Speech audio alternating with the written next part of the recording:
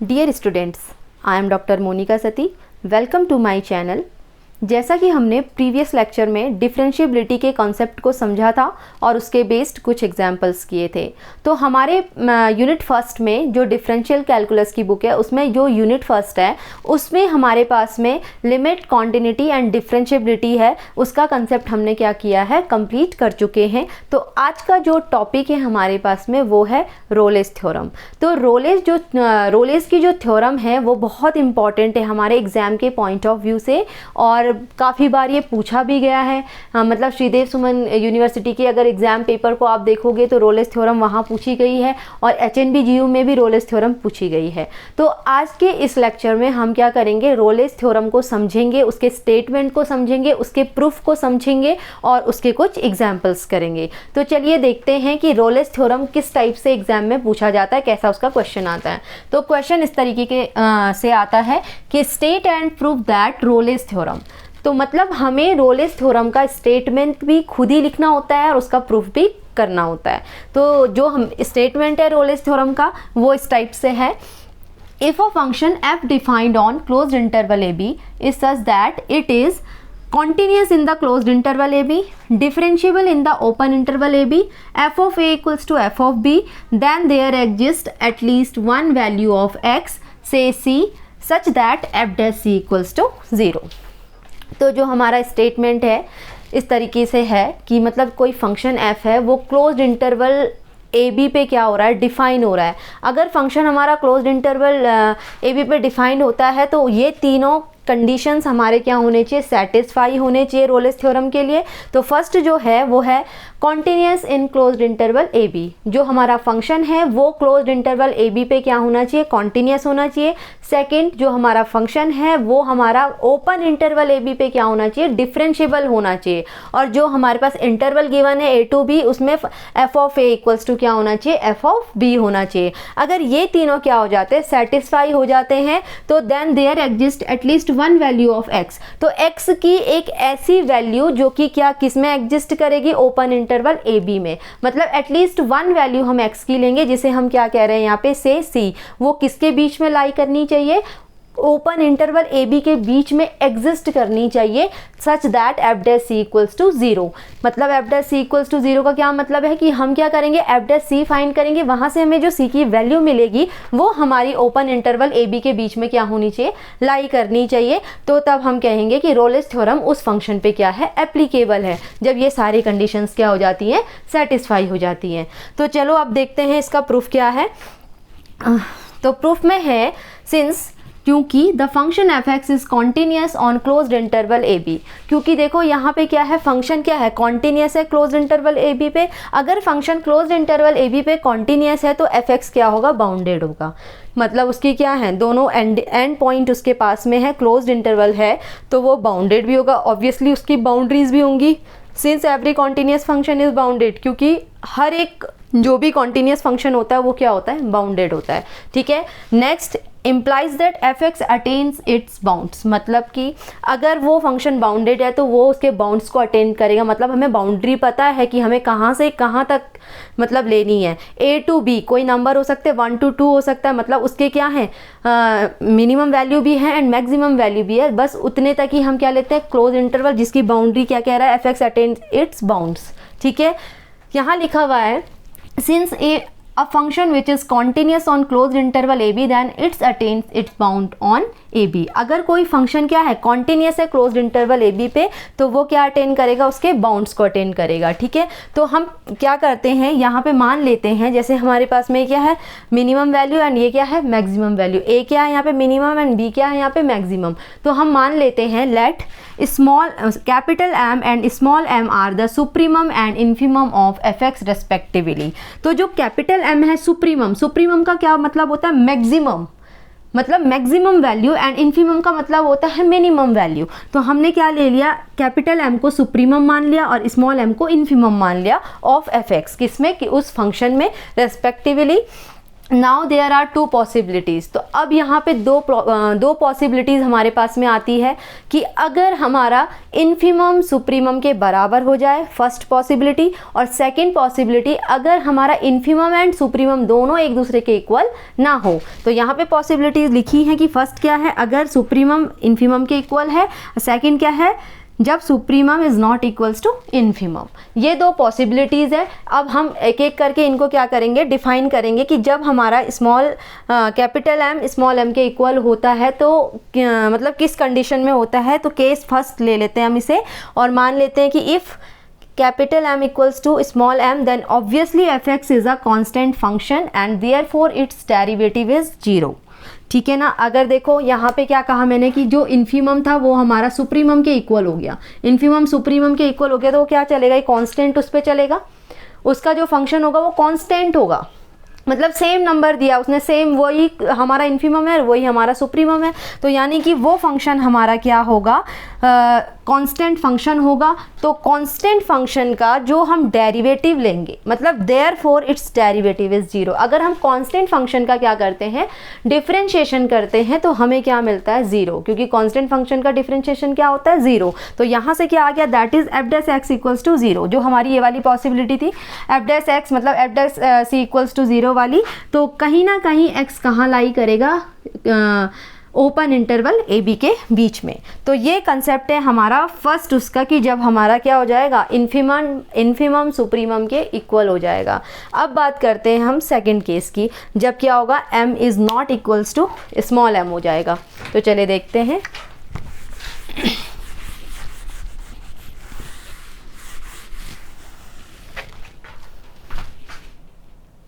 तो जो हमारा नेक्स्ट केस है वो है capital M is not equals to small m।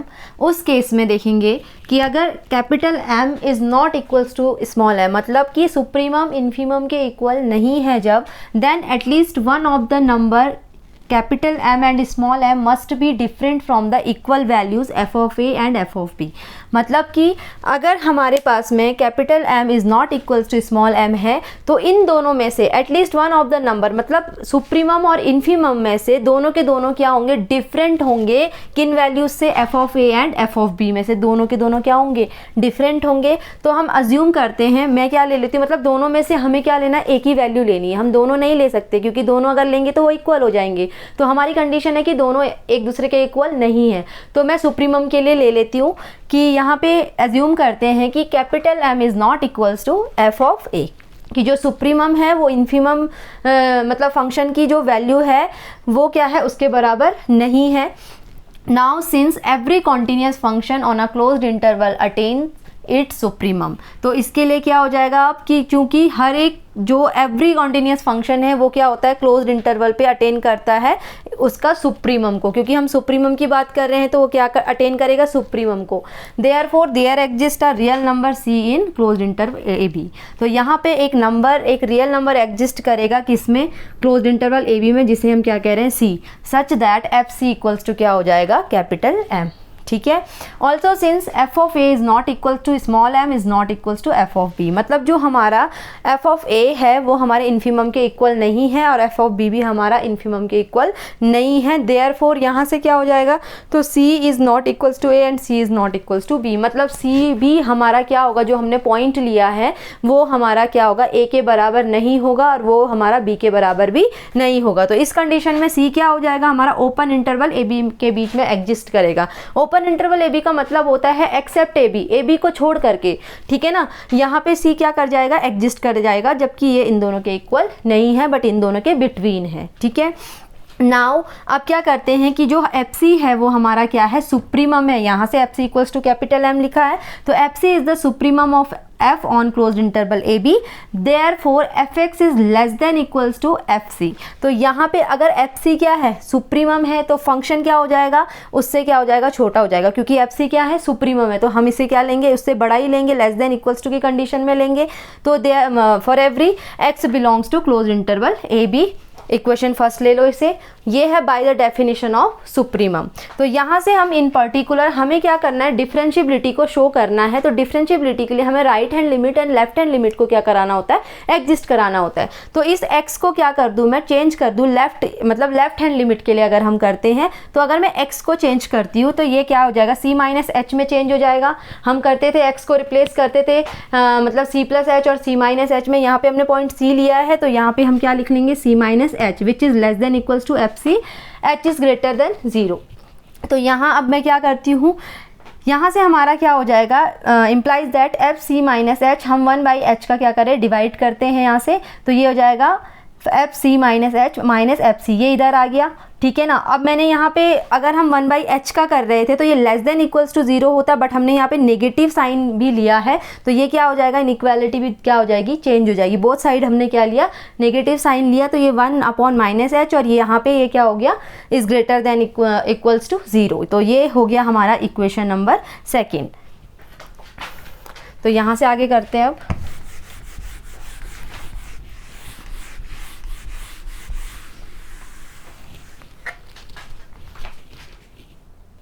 Next क्या था कि since f dash x exist at each point of open interval a b and hence f dash c exist hence from second, अगर क्योंकि हमारा क्या है, f dash x exist करता है हर एक पॉइंट पे, मतलब ओपन इंटरवल ए बी में, तो हमारा एफ डैश सी भी क्या हो जाएगा, यहाँ से एग्जिस्ट हो जाएगा।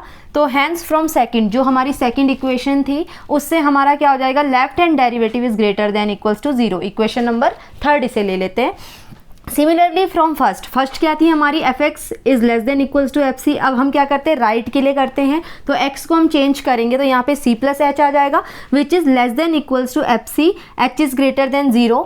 इम्प्लाइज दैट यहाँ से अगर हम 1/h का क्या करते हैं, मल्टीप्लाई करते हैं, तो ये क्या हो जाएगा हमारे पास, f c plus h minus f c upon h which is less than equals to 0।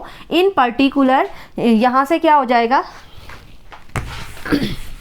यहाँ से देखो, then by the same arguments जो हमने इसमें किया था इक्वेशन नंबर 3 में, तो ये क्या हो जाएगा, right hand derivative is less than equals to क्या हो जाएगा, 0 हो जाएगा। तो since f x is differentiable in a b, तो हमारा क्या था कि क्योंकि क्या है, एफ एक्स क्या होता है, डिफरेंशिएबल होता है ओपन इंटरवल ए बी में, तो यहाँ से क्या हो जाएगा, इम्प्लाइज दैट एफ डैश सी क्या कर जाएगा, एग्जिस्ट कर जाएगा। इम्प्लाइज दैट यहाँ से क्या हो गया, left hand derivative equals to f dash c equals to right hand derivative, तीनों क्या हो गए हैं, इक्वल हो गए हैं। तो हमारा क्या हो गया, now from equation number 3, 4th and 5th, यहाँ से क्या हो गया, हमारा जो डेरिवेटिव था वो किसके बराबर हो गया, मतलब एफ डैश सी क्या होना चाहिए, इक्वल्स टू 0। तो ये हमारा क्या था, रोलेस थ्योरम का प्रूफ था। तो रोलेस थ्योरम के लिए यहाँ पे तो मैंने क्या लिया था, कैपिटल एम लिया था, capital M is not equals to f a लिया था। तो ऐसे ही तुम लोग क्या ले सकते हो, स्मॉल एम के लिए भी करोगे, सेम करोगे, स्मॉल एम लोगे तो ये हमारी जो साइन होते हैं वो चेंज हो जाएंगे, बस इतना सा डिफरेंस होगा। तो ये हमारा पूरा थ्योरम क्या है, रोलेस थ्योरम का क्या है, प्रूफ है। तो अब हम इसके बेस्ड कुछ क्वेश्चंस कर लेते हैं रोलेस थ्योरम से। तो चलो देखते हैं क्वेश्चंस किस टाइप से हैं।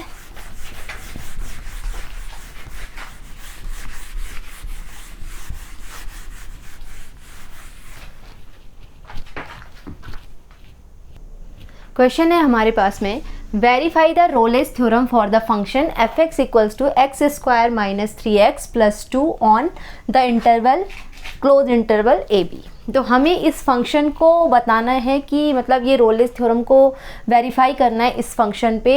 इंटरवल क्या दिया है, क्लोज्ड इंटरवल 1 and 2, 1 से 2 ये दिया हुआ है। तो हमें रोलेस थ्योरम का स्टेटमेंट ध्यान में रखना है। क्वेश्चन करने के लिए हमें रोलेस थ्योरम का स्टेटमेंट पता होना चाहिए कि हमारा जो फंक्शन है वो क्या होना चाहिए, डिफाइन होना चाहिए क्लोज्ड इंटरवल ए बी पे जो दे रखा है यहाँ पे क्लोज्ड इंटरवल। तो सबसे पहली कंडीशन हमें क्या बताना है कि वो फंक्शन हमारा क्या है, कॉन्टीन्यूअस है क्लोज्ड इंटरवल ए बी पे। सेकंड बताना है कि वही फंक्शन हमारा डिफरेंशिएबल है closed interval open interval a b पे। थर्ड हमें बताना है f of a equals to f of b होना चाहिए। अगर ये तीनों सेटिस्फाई हो जाते हैं तो एटलीस्ट एक नंबर हमारा जो होता है एक्स का वो क्या होता है, हमारा एग्जिस्ट करता है एक नंबर जो कि f dash c equals to 0, जहाँ से हमें क्या मिलेगी, सी की वैल्यू मिलेगी और वो हमारा ओपन इंटरवल के बीच में क्या होना चाहिए, एग्जिस्ट होना चाहिए। तो चलिए देखते हैं कि सबसे पहले गिवन लिख लेंगे f x equals to x square minus 3x plus 2। तो हमें इस टाइप के फंक्शन के लिए ध्यान से देखना है कि ये फंक्शन हमारा किस टाइप का है। तो ये हमारा जो फंक्शन है वो पॉलिनोमियल फंक्शन है। जो पॉलिनोमियल फंक्शन होते हैं वो एवरीवेयर कॉन्टिन्यूस एंड एवरीवेयर क्या होते हैं, डिफरेंशिएबल होता है। तो इसके लिए फर्स्ट और सेकंड तो हमारे वैसे ही क्या हो गए, सेटिस्फाई हो गए। तो तुम लिख सकते हो सिंस अ पॉलिनोमियल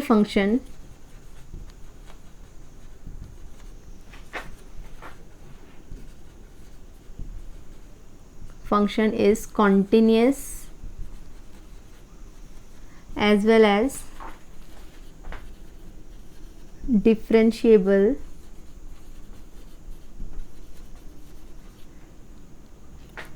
everywhere। ठीक है, तो जो भी हमारे पास में फंक्शन अगर पॉलिनोमियल आता है तो वो हमें फिर दो को मतलब सॉल्व करने की ज़रूरत नहीं है, हमें सीधा सीधा बता देना है कि वो हमारा फंक्शन क्या है, कॉन्टिन्यूस भी है और डिफरेंशिएबल भी है। तो यहाँ से लिख दोगे implies that f x is continuous on close interval 1 2। Second क्या था हमारे पास में, f x is differentiable on open interval a b, यानी कि 1 2, ओपन इंटरवल 1 2। तो हमें चेक करना है f of a equals to f of b हो रहा है या नहीं हो रहा है। तो ए क्या है हमारे पास 1 है एंड बी क्या है, ये हमारे पास 2 है। तो f1 पे हम चेक कर लेते हैं, फंक्शन में रखेंगे, f1 पे रखेंगे तो ये हो जाएगा 1 - 3 + 2। तो यहाँ से हमारे पास क्या हो जाएगा 3 - 3 which is equals to 0। f2 पे चेक करेंगे तो ये हो जाएगा 2 2 जा 4 -3 2 जा 6 + 2, यानी कि 6 - 6 इक्वल्स टू 0। तो हमारी जो वैल्यू आई f1 equals to f2 equals to क्या आ गई 0, यानी कि जो तीसरी कंडीशन थी f of a equals to f of b की, वो भी क्या हो चुकी है हमारी, सेटिस्फाई हो चुकी है। तो जब ये तीनों सेटिस्फाई हो जाती है तो हम क्या करते हैं, एफ डैश सी फाइंड कर लेते हैं। F dash c equals to 0 के बराबर पुट करना है। तो ये x का फंक्शन है, F x equals to x² - 3x + 2। तो हम अगर c में चेंज करेंगे तो ये जाएगा c² - 3c + 2। तो अगर एफ डैश सी फाइंड करते हैं इसका तो ये हो जाएगा 2c - 3, इसको हमें 0 के बराबर पुट करना है। F dash c equals to 0 के बराबर रख लिया, तो यहाँ से 2c - 3 इक्वल्स टू 0, तो यहाँ से c की वैल्यू आ जाएगी 3/2। अब हमें क्या चेक करना है, c की वैल्यू 3/2 आ गई, तो हमें चेक करना है कि ये जो c है हमारे ओपन इंटरवल पे लाई कर रहा है या नहीं कर रहा है।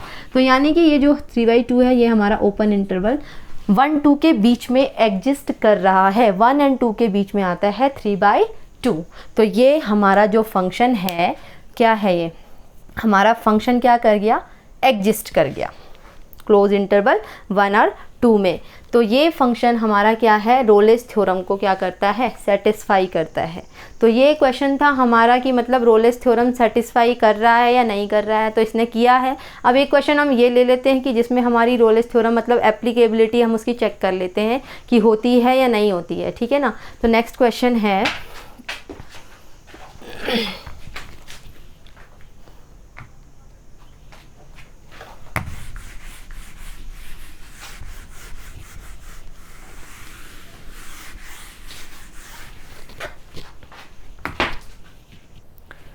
तो जो क्वेश्चन है हमारे पास में वो इस तरह से है, discuss the applicability of Rolle's theorem to the function. तो हमें इस फंक्शन पे रोलेस थ्योरम के बताना है कि एप्लीकेबल है या नहीं है।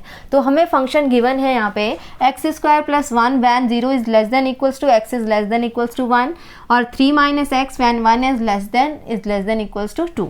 तो यहाँ पे सबसे पहले हमें ये चेक करना है कि हमारा इंटरवल क्या है।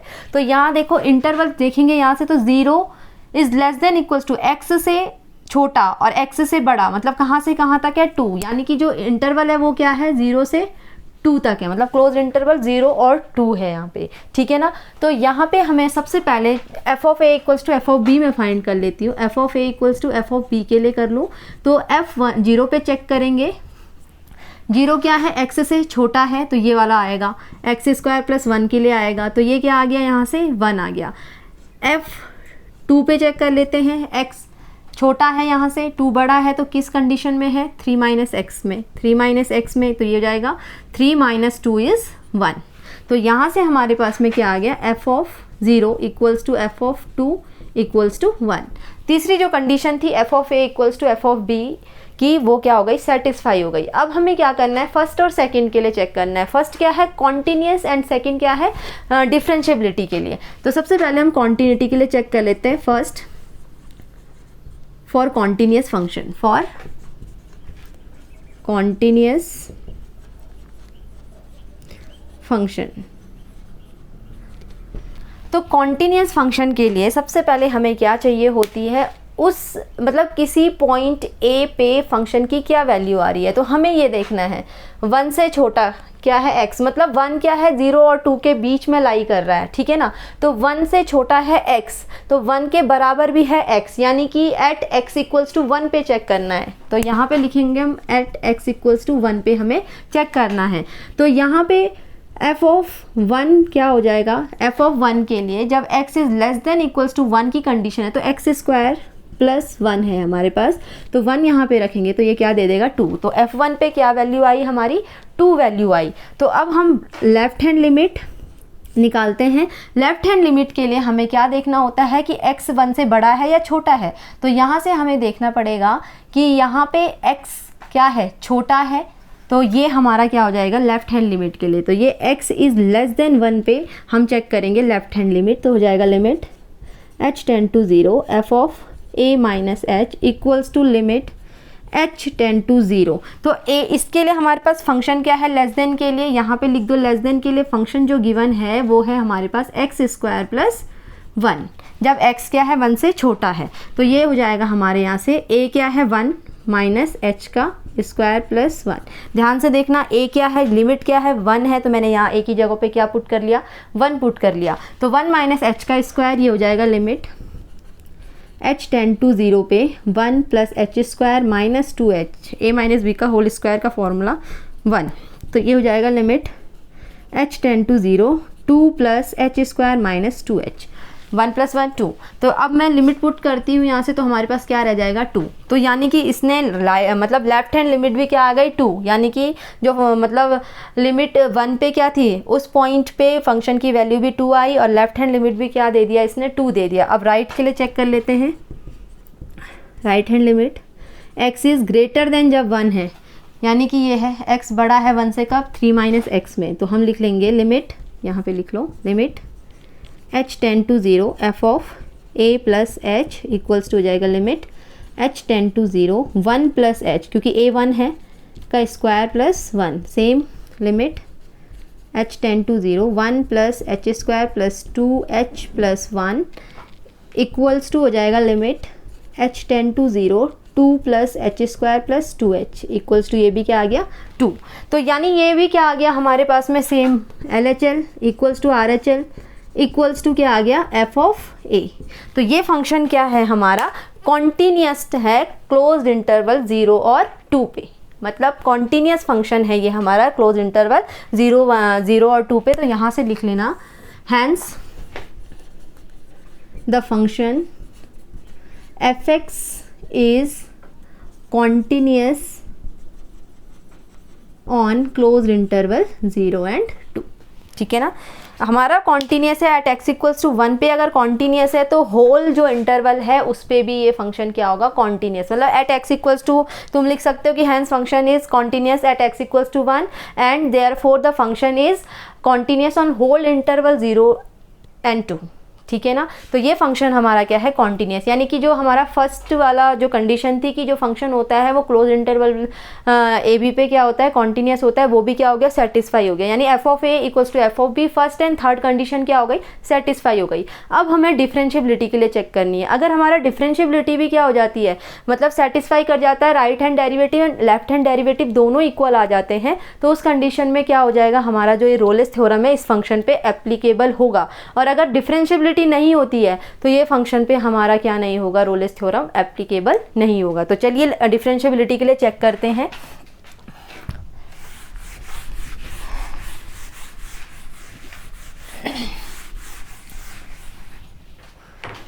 डिफरेंशिएबिलिटी के लिए हमें सबसे पहले क्या करना होगा, हमें एफ ऑफ ए हमने निकाला था, एफ ऑफ 1 की वैल्यू निकाली थी हमने, क्या आई थी, 2 आई थी, ठीक है ना। एफ ऑफ 1 पे वैल्यू क्या दिया था, 2। तो राइट हैंड डेरिवेटिव निकाल लेते हैं पहले। तो ये होता है लिमिट h टेंड टू 0, तुम यहाँ पे लिख सकते हो सेकंड फॉर डिफरेंशिएबिलिटी,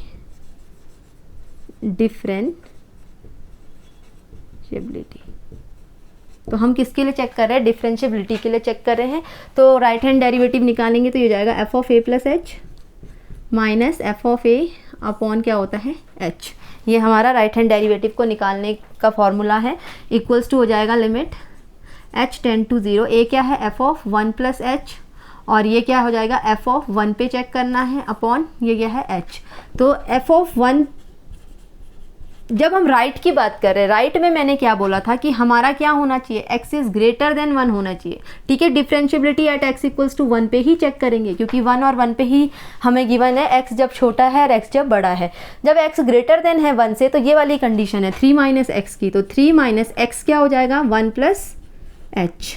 ठीक है, माइनस f1 पे वैल्यू क्या आई थी 2, तो ये जाएगा h, यहाँ से हो जाएगा limit h tend to 0, 3 minus 1 क्या हो जाता है 2 plus h minus 2 upon h, 2 से 2 कैंसिल और h से h कैंसिल हो गया, तो ये क्या आ गया 1। तो यहाँ से सॉरी ये यहाँ पे माइनस होगा, क्योंकि माइनस से मल्टीप्लाई हुआ, तो ये -1 देगा। वैल्यू क्या आई यहाँ से, राइट हैंड डेरिवेटिव ने -1 दिया है। अब लेफ़्ट की बात करते हैं, अगर लेफ़्ट भी सेम दे देता है तो हमारा रोलेस थ्योरम क्या हो जाएगा, एप्लीकेबल हो जाएगा। तो चलिए f of a minus h minus f of a minus h equals to हो जाएगा limit h tend to 0 f of 1 minus h minus f1 upon minus h equals to limit h tend to 0 1 minus h. अब यहाँ पे condition देखना, जब left के लिए कर रहे तो हमारी कंडीशन क्या होनी चाहिए, x इज़ लेस देन 1 होना चाहिए। तो x इज़ लेस देन 1 कब है, इस कंडीशन में है, तो ये फंक्शन क्या हो जाएगा एक्स स्क्वायर का हो जाएगा। ठीक है, तो यहाँ पे लिखेंगे 1 माइनस एच का स्क्वायर प्लस 1, तो ये वैल्यू मैंने x की जगह पे पुट करी है 1 माइनस एच को, तो ये 1 माइनस एच का स्क्वायर प्लस 1, और यहाँ से माइनस f1 की वैल्यू क्या है 2, तो ये क्या हो जाएगा यहाँ से माइनस h। तो इसे खोल लेते हैं, limit h tend to 0 1 plus h square minus 2h plus 1 minus 2 upon ये क्या हो जाएगा माइनस h। ठीक है, यहाँ से वैल्यू देखो, limit h tend to 0 2 plus h square minus 2h minus 2 upon ये हो जाएगा माइनस h। तो यहाँ से 2 से 2 कैंसिल हो गया, तो ये जाएगा limit h tend to 0, h को कॉमन ले लो, ये h minus 2 upon minus h, h से h कैंसिल हो गया, लिमिट h टेंड टू 0, इसको मैं मतलब 2 माइनस h कर लूँ तो यहाँ माइनस बाहर आ जाएगा, माइनस नेगेटिव नेगेटिव क्या हो जाएगा प्लस हो जाएगा, तो 2 माइनस एच, यानी कि इसने वैल्यू क्या दे दी 2।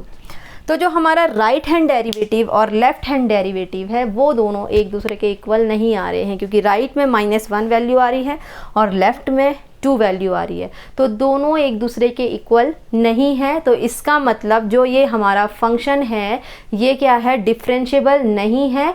किस पे, ओपन इंटरवल 0-2 पे। ठीक है, तो लास्ट में लिखोगे hence the function fx is not differentiable at x equals to 1 and therefore it is not differentiable on open interval AB। तो यहाँ से क्या हो जाएगा, यहाँ पे right hand derivative left hand derivative दोनों एक दूसरे के इक्वल नहीं थे, तो हमारा फंक्शन भी क्या नहीं हुआ, एट x इक्वल्स टू 1 पे क्या नहीं हुआ, डिफरेंशिएबल नहीं हुआ। यानी कि जो बीच का पॉइंट था उसमें, जो बीच का मतलब 1 लाई करा था 0 और 1 में, जो हम c बोलते हैं जिसे एग्जिस्ट करवा रहे हैं, तो हमारा जब यही एप्लीकेबल नहीं, डेरिवेबल ही नहीं है, तो हमारा फंक्शन भी क्या नहीं होगा, मतलब रोलेस थ्योरम इस फंक्शन पे एप्लीकेबल नहीं होगा। यहाँ से लिख लोगे, implies that the function fx, तो ऐसे लिख लेना, hence the Rolle's theorem is not, यहाँ से लिख देना, implies that hence the Rolle's theorem is not applicable for this function। ठीक है, तो यानी कि यहाँ से क्या पता चला हमें कि जो ये रोलेस थ्योरम है ये इस फंक्शन पे एप्लीकेबल नहीं है। तो ये था हमारा रोलेस थ्योरम का कंसेप्ट। तो हमारे पास कई क्वेश्चन ऐसे भी पूछे जाते हैं कि जिसमें हमें इंटरवल फाइंड करने के लिए मतलब पूछा जाता है, इंटरवल गिवन नहीं होते, वो हमें क्या करना होता है, इंटरवल निकालना होता है। तो आप लोग इस टाइप के क्वेश्चंस कर सकते हैं। सेम यही तरीका रहेगा, जो स्टेटमेंट है वो ज़्यादा ध्यान में रखना, जिससे हमारे क्वेश्चंस क्या होंगे, सॉल्व होंगे।